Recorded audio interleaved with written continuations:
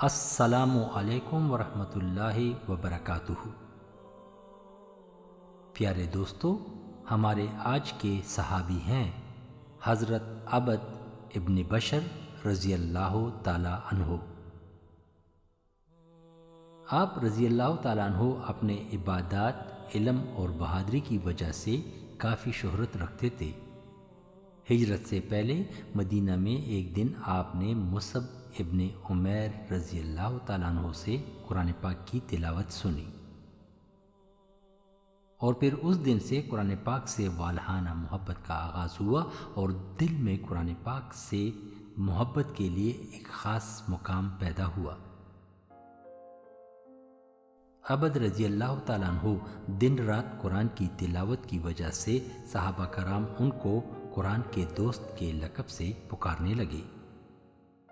اللہ نے ان کو بہت سریلی اور درد بری آواز دی تھی، اور جب وہ قرآن کی تلاوت اور قرأت بلند آواز میں کرتے تھے تو لوگ اور صحابہ کرام دم بخود بیٹھ کر ان کی تلاوت سنتے تھے۔ حضرت عائشہ رضی اللہ تعالیٰ عنہ سے روایت ہے کہ ایک دفعہ جب نبی کریم صلی اللہ علیہ وآلہ وسلم تہجد کے لیے اٹھے تو اس وقت مسجد نبوی میں کوئی بہت ہی سریلی اور بلند آواز میں قرآن پاک کی تلاوت کر رہے تھے۔ نبی کریم صلی اللہ علیہ وآلہ وسلم نے حضرت عائشہ رضی اللہ تعالیٰ عنہ سے پوچھا، عائشہ، کیا یہ آواز عبد ابن بشر کی ہے؟ عائشہ رضی اللہ تعالیٰ عنہ نے جواب میں کہا، یا رسول اللہ، یہ آواز عبد ابن بشر کی ہے۔ جس پر اللہ کے رسول نے فرمایا، یا اللہ، عبد کے درجات بلند فرما اور اس کے گناہ بخش دے۔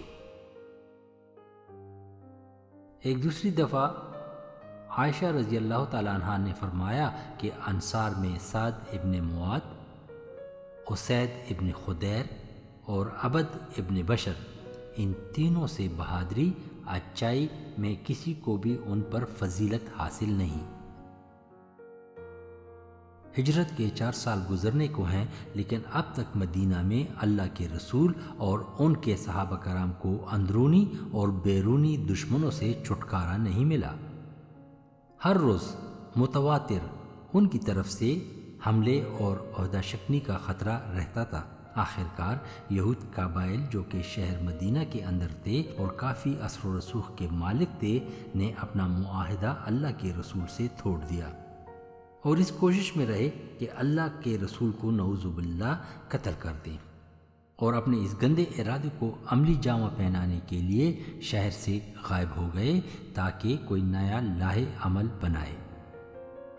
اس گمگو حالت میں 2 مہینے گزر گئے کہ اچانک نبی کریم صلی اللہ علیہ وآلہ وسلم کو یہ خبر پہنچی کہ نجد کے قبائل جو کہ مدینہ سے دور قیام پذیر تھے، انہوں نے مسلمانوں پر حملے کا پروگرام بنایا ہے، جس پر اللہ کے رسول نے جلدی سے 400 صحابہ کرام کا لشکر تیار کیا اور نجد قبیلے کے علاقے کی طرف چل پڑے تاکہ ان کے حملے سے پہلے نجد پر حملہ کیا جائے۔ نبی کریم صلی اللہ علیہ وآلہ وسلم نے حضرت عثمان ابن عفان کو مدینے کا قائم مقام گورنر بنایا اور اپنے لشکر کے ساتھ نجد کی طرف چل پڑے۔ جب نبی کریم صلی اللہ علیہ وآلہ وسلم اپنے لشکر کے ساتھ نجد پہنچے تو انہوں نے دیکھا کہ نجد کے مرد اپنے گاؤں اور شہر خالی کر چکے تھے، پہاڑوں میں رپوش ہو گئے تھے، جبکہ ان کی عورتیں اور بچے گھروں میں پیچھے رہ گئے تھے۔ البتہ ان میں کچھ لوگ ٹکڑیوں کی صورت میں جمع ہونے لگے اور مسلمانوں پر حملے کے لیے تیاری کرنے لگے۔ ان کے حملے سے پہلے ظہر کا وقت ہو گیا تھا، اور اللہ کے رسول کو خدشہ پیدا ہو گیا کہ کہیں یہ قبائل اس دوران حملہ نہ کر دے۔ پس انہوں نے لشکر کو 2 حصوں میں تقسیم کیا۔ پہلے آدھے لشکر نے اللہ کے رسول کی امامتی میں 1 رکعت پڑھا، جبکہ لشکر کا دوسرا حصہ ان کی نگرانی کر رہے تھے، اور اس کے بعد لشکر کے دوسرے حصے نے اللہ کے رسول کی امامتی میں آخری رکعت پڑھی۔ اس طرح لشکر کے دونوں حصوں نے آدھی آدھی نماز باجماعت ادا کی۔ جب کفار نے مسلمانوں کا نظم و ضبط اور سب بندی دیکھی تو گھبرا گئے اور مقابلے سے بھاگ گئے، جس پر اللہ کے رسول نے مدینہ واپسی کا اعلان کیا۔ واپسی پر رات کے وقت ایک وادی میں لشکر کو روکا اور پڑاؤ ڈالا۔ جب تمام لشکر نے اپنا اپنا سامان اونٹوں سے اتارا تو آپ صلی اللہ علیہ وسلم نے اعلان کیا کہ آج کون کون فوج کی چوکیداری یعنی گارڈ کی ڈیوٹی ادا کرے گا، جس پر سب سے پہلے عبد ابن بشر اور عمر ابن یاسر نے جواب دیا اور کہا کہ یا اللہ کے رسول، ہم دونوں آج کی ڈیوٹی کریں گے، جس پر اللہ کے رسول نے اجازت دے دی۔ یاد رہے کہ عمر ابن یاسر اور عبد ابن بشر دونوں بھائی کے رشتے میں بندھے ہوئے تھے، کیونکہ ہجرت کے بعد مدینہ پہنچنے پر اللہ کے رسول نے ایک ایک انصار اور ایک ایک مہاجر کو آپس میں بھائی چارے کے بندھن سے باندھا تھا۔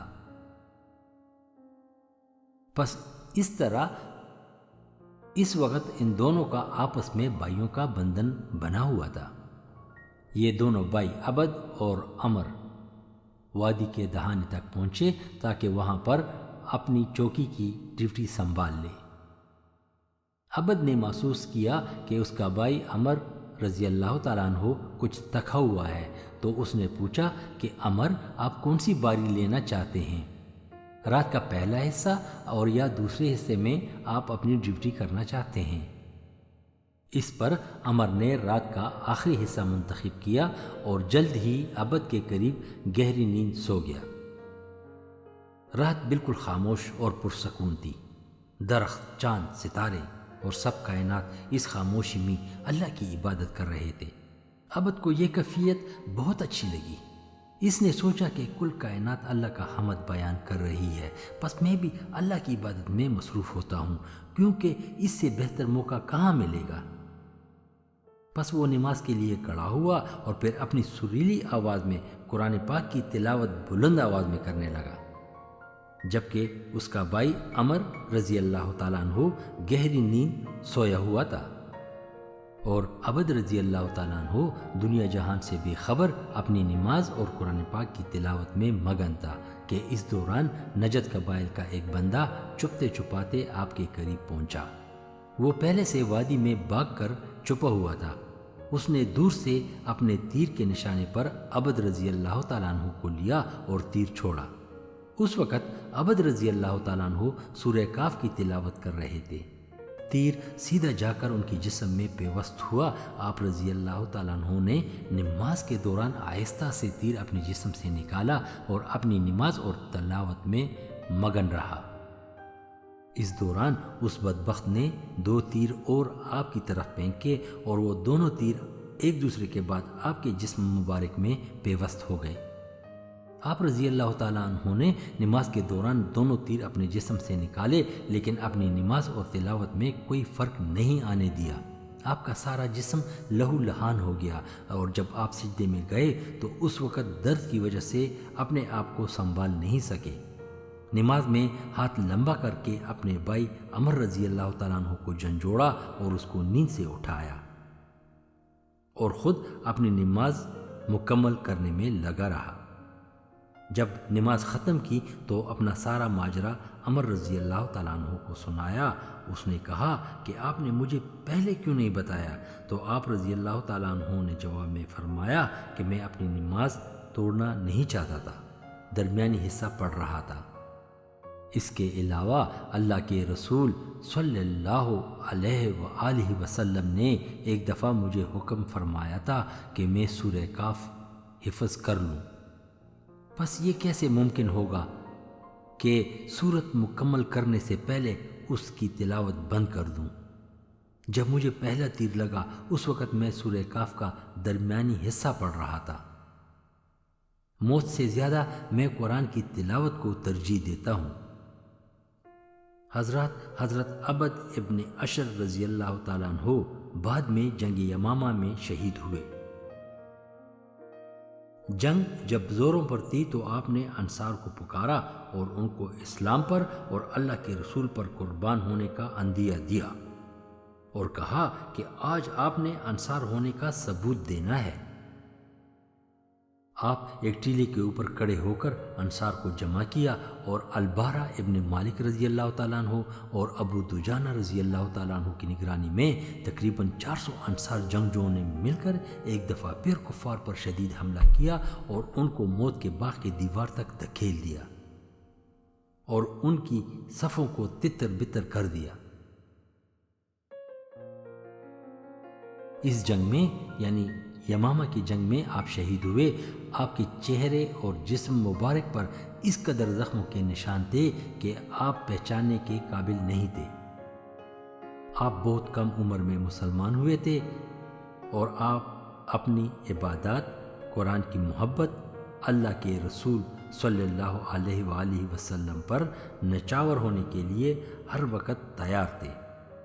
آپ نے مختلف موقعوں پر بہت بہادری اور دلیری کا ثبوت دیا اور مسلمانوں کے لیے وہ ایک ایماندار، دیانتدار، بہادر شخصیت تھے۔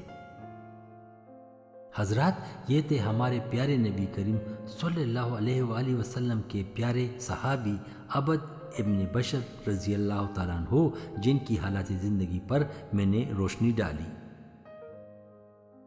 آپ دوستوں سے درخواست ہے کہ برائے مہربانی اس ویڈیو کو لائک کریں اور چینل کو ضرور سبسکرائب کریں تاکہ اور دوست بھی اس بیان سے مستفید ہو سکے۔